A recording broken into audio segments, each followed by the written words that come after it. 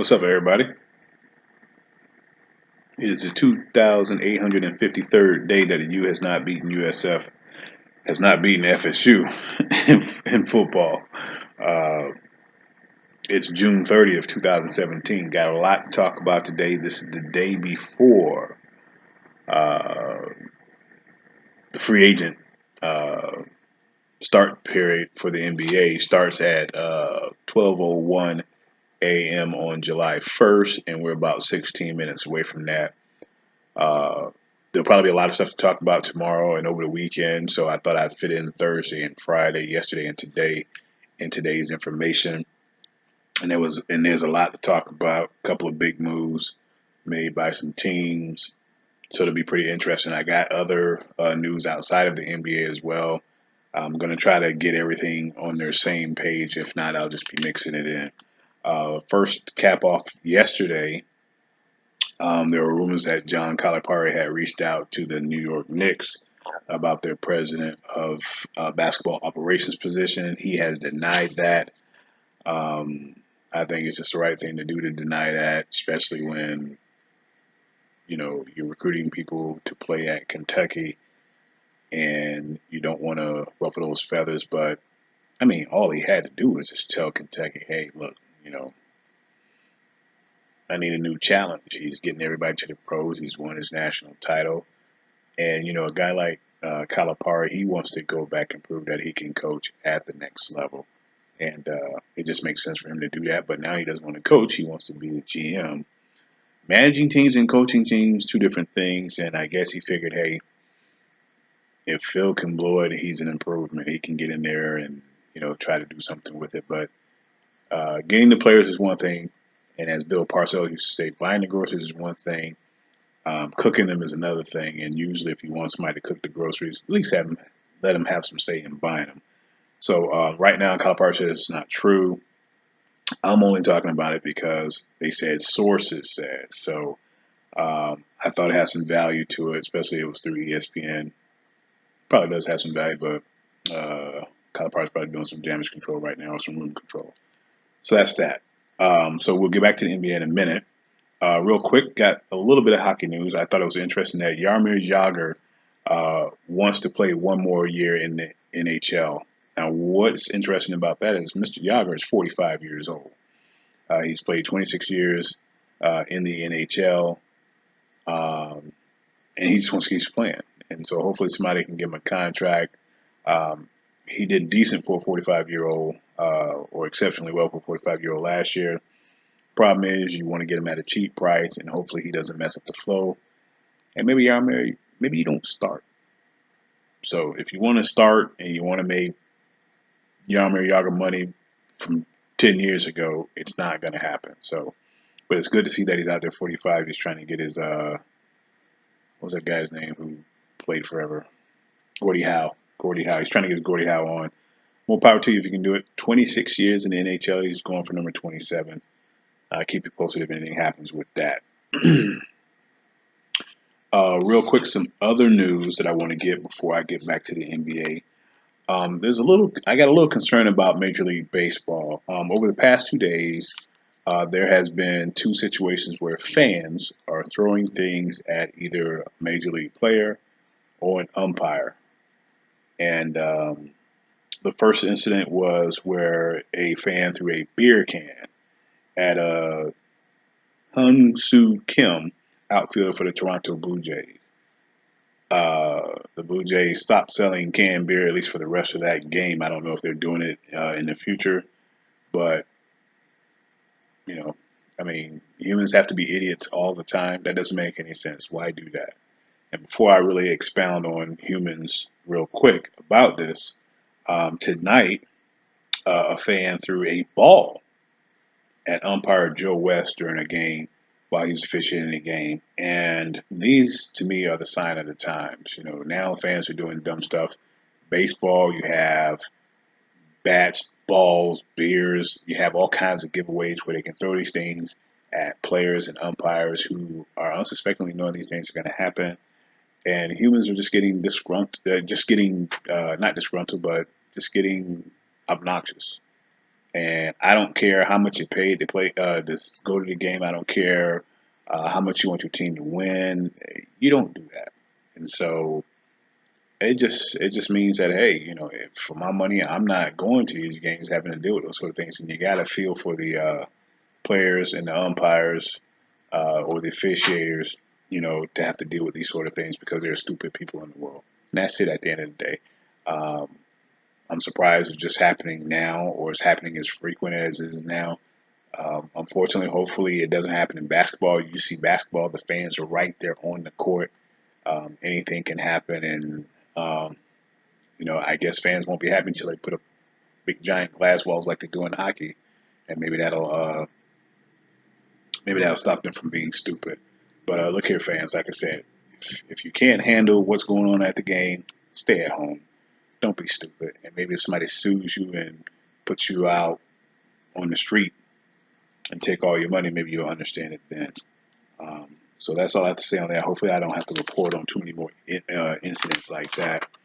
But I thought that was interesting to bring up because it's just uncalled for.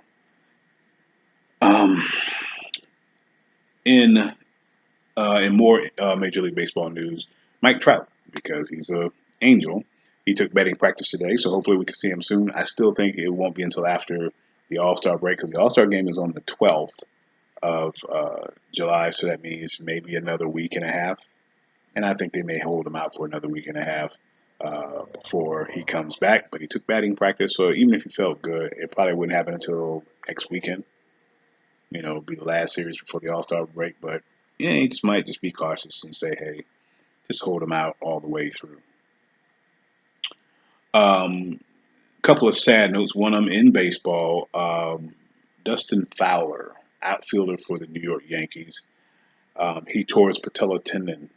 Now you say, who is Dustin Fowler? He was just brought up. He's a rookie, just brought up, and he tore his patella tendon in the first inning trying to catch a ball up against one of those walls wherever he was playing at, and he hadn't even been able to get his first major league at bat.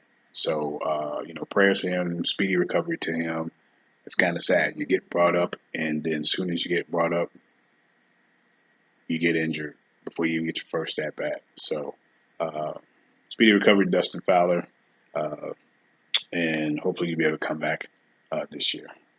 Probably not, towards patella tendon. So we'll see him next year, and he'll probably be considered rookie again. Um, the next sad note: former tight end, NFL tight end, and he played for the Broncos and the Packers, but very sparingly. Mitchell Henry, he died of leukemia at age 24. He was an undrafted free agent, and he only played 2 games, and I think that was with the Broncos. And he wasn't able to make it off the practice squad with the Packers. One day he was just playing. He said his shoulder was hurting, and he went to the hospital, and they found a big mass in his chest, and it was the cancer of leukemia. He went through, some rigorous chemotherapy, and he was not able to survive. So prayers to his family for that. It just gives you a little reality on life where life is short, and you know you want to try to do right and take advantage of it because you never know when it might be your time. 24 years old, Mitchell Henry. So, uh, you know, thoughts and prayers to his family.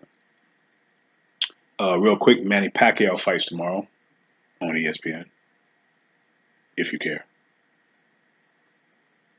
Manny says he may want to fight Floyd Mayweather again, and we know what that's about. More money. Yeah, you lost, but it's about more money. Maybe if Floyd can get to 50, then maybe they'll have a chance to beat him. But Pacquiao wants to fight, continue to fight. He doesn't know how to stop, and he wants to fight and either until he beats Mayweather or just keep getting the money. So he must need the money to keep fighting. And again, as I mentioned before, the fighter that he's fighting has only fought 17 professional fights. This might not be pretty for the young fighter, but hey, he'll get a nice paycheck if he's fighting Pacquiao. One other note before I get back to basketball. I still rep basketball, all things San Antonio. The San Antonio Stars, formerly the Silver Stars of the WNBA, but they're called the Stars now. They finally won their first WNBA game of the season. You're probably scratching your head saying, well, didn't that start like around Memorial Day? That's true. Uh, they were 0-14, and they won their first game. They beat the Chicago Sky, who at that time was 2-12. I mean, 3-11. Now they're 3-12. But I just wanted to give them a quick shout out. Got the big W. Isabel Harrison, former UT Volunteer, scored 22 points, 10 boards, and 6 steals to help seal that win. So shout out to the Stars. Hopefully that'll give them a little momentum about winning some games and playing well. Tough league though, the WNBA. That top echelon of teams, they don't play. They don't like to lose, and they don't give you wins. So Stars very young, and I think they got plenty of time to get it together. Also with Kelsey Plum and oh man, the young girl from UConn. Jeez. I'm mad, but I'll remember her name and I'll give her a shout out next blog, next video blog. So I might even remember why I'm talking. But shout out to the Stars real quick. Okay, back to basketball. Yesterday there was some basketball news. Gordon Hayward decided to opt out of his contract with the Jazz, and that is big because what is Jazz going to do now? You got Gobert, but it'd be nice to have a small forward like Gordon Hayward, and now you're going to lose him. So they'll be on the market looking for something out there. So be on the lookout for the Jazz. They got money, and they'll be looking for something to put up there with Rudy Gobert. Rudy can't do it by himself, and he's still got to learn the system. Gordon Hayward, of course, it could be a target of the Boston Celtics. Everybody thinks he'll be a target of the Boston Celtics. Celtics got all kinds of draft picks, blah, blah, blah, blah, blah, blah, whatever, they can trade with. They have that. So they'll be gunning for him. But the way that the free agent period has already started, Boston better get on it quick. The funny thing about Hayward opting out, Ainge wants to make sure he gets him, but Ainge's son, who works in the organization of the Boston Celtics organization, has been trying to deter Gordon Hayward from coming to Boston. Why? Because Massachusetts has a millionaire tax, a special millionaire tax, besides their regular state taxes, I guess. And so he's saying, hey, you might not want to make that move, but he's already opted out. But it doesn't mean he has to go to Boston. But I thought that was kind of funny that the GM's son, or the VP of basketball operations son, is deterring a player from coming to the team who the dad wants to come there. So more to come on that. There'll probably be a lot of news tomorrow concerning Boston and their movement and Gordon Hayward.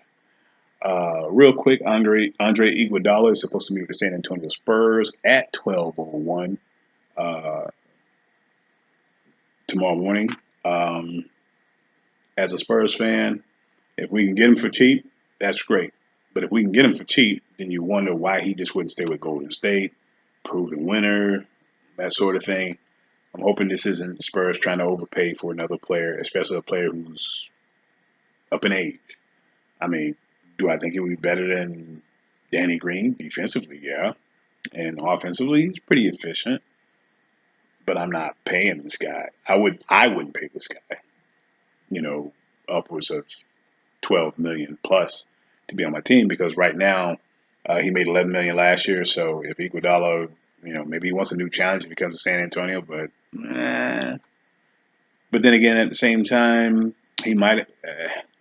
The rumor is that Golden State wants to keep him, and in order to keep him, they got to pay him more, or he would have to take a discount. He made 11 million last year. Don't know if he wants to take that discount, but it's a lot of different scenarios concerning Andre Iguodala. So it'll be interesting to see how that works out. I personally think he's not leaving Golden State. He's going to resign with them. He's just taking all the trips, getting the free meals, free flights, all that kind of stuff.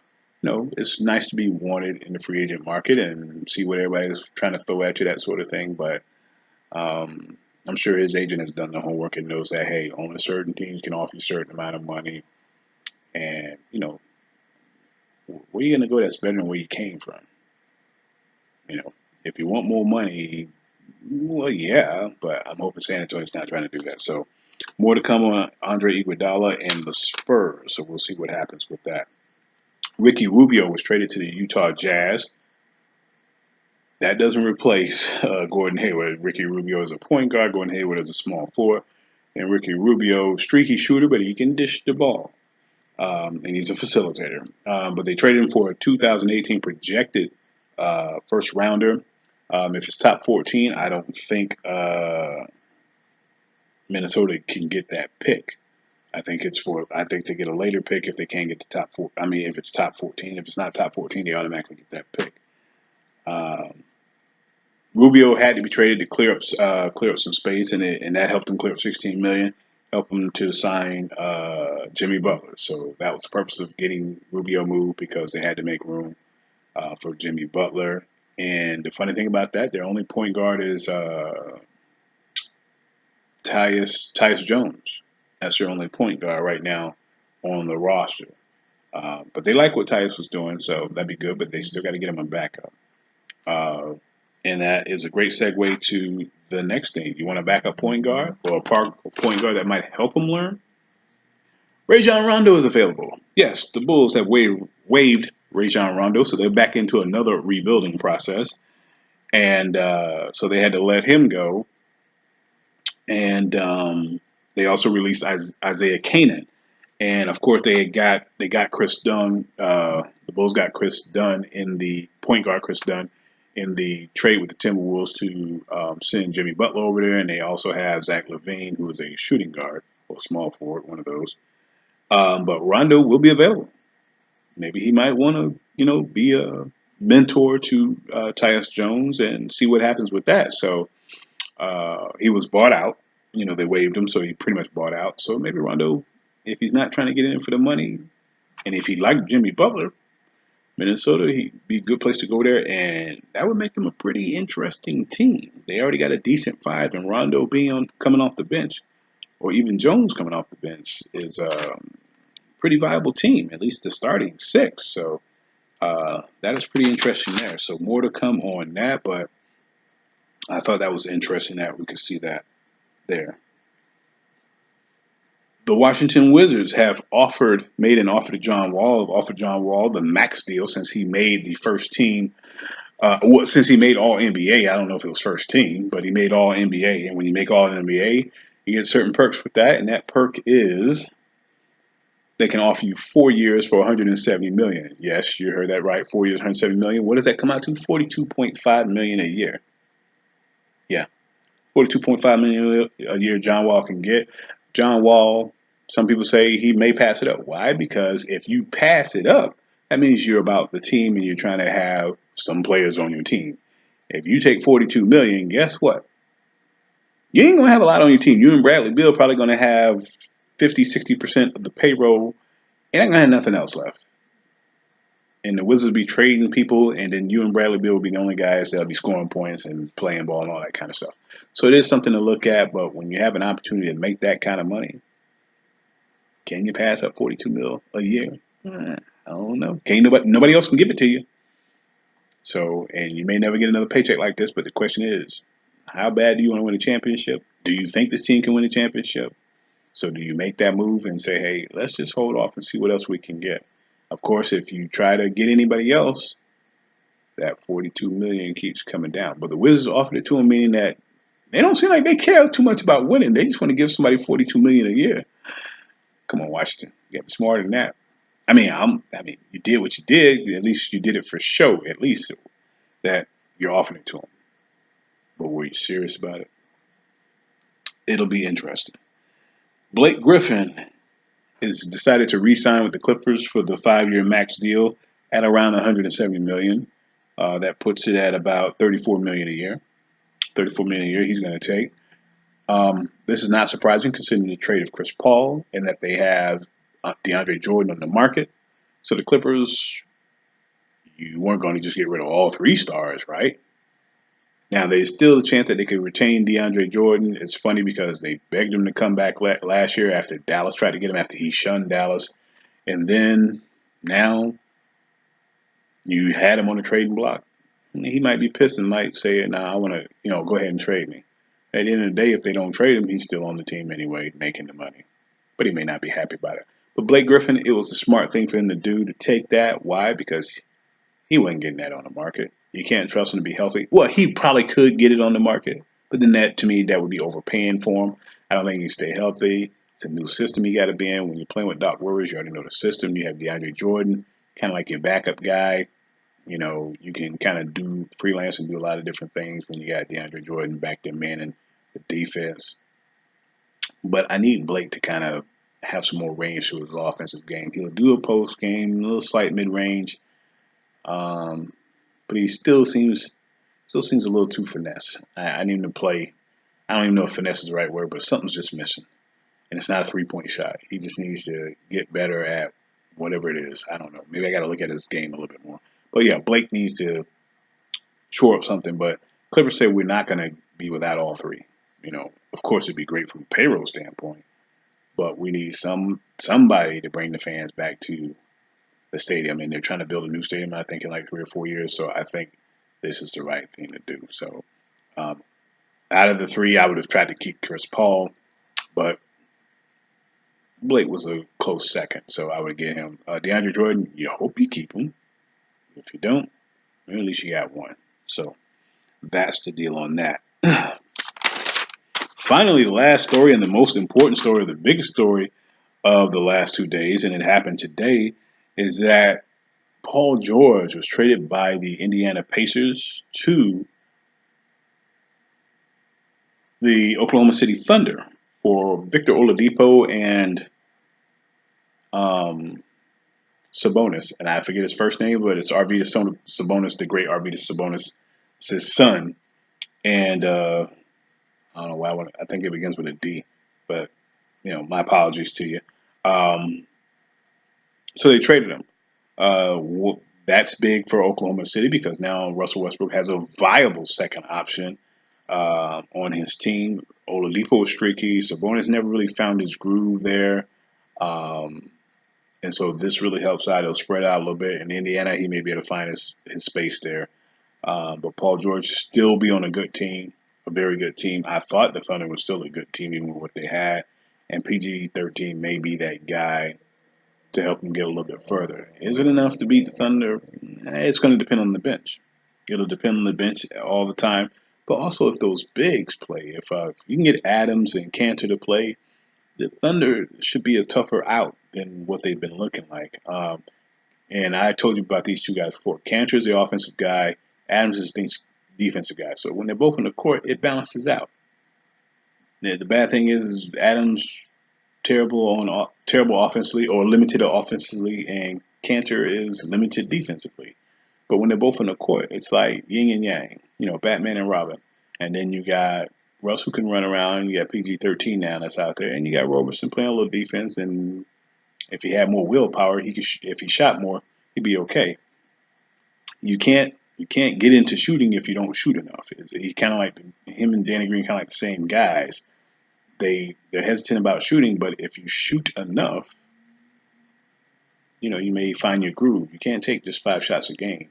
I think you got to find your groove. You got to do that. What is the benefit of it? Paul George is on contract for next year. He has a player option for the year after. So if they do well and he gets along with Russell Westbrook, he can re-up. The funny thing about this for the Thunder, it's a big roll of the dice because Russell Westbrook has 1 year and then a player option after that left as well.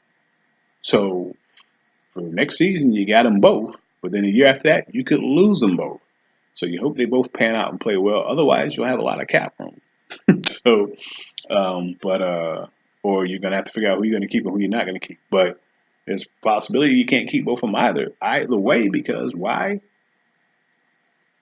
They'll both be up, but maybe you can pay them both. You from a financial standpoint, or technically you could pay them both. Russ is a real loyal person, and I would have to assume that you got your word from Paul George that he would re-up, or you wouldn't trade for him. So that makes sense. What is the benefit to the Pacers? They get a little bit cheaper. Victor Oladipo, though, is on contract for 4 more years. I see somewhere in the future that they're going to trade this guy. And then Sabonis, he has 1 year and then 2 team options after that, and it's very cheap. I think he's like $1 million and change.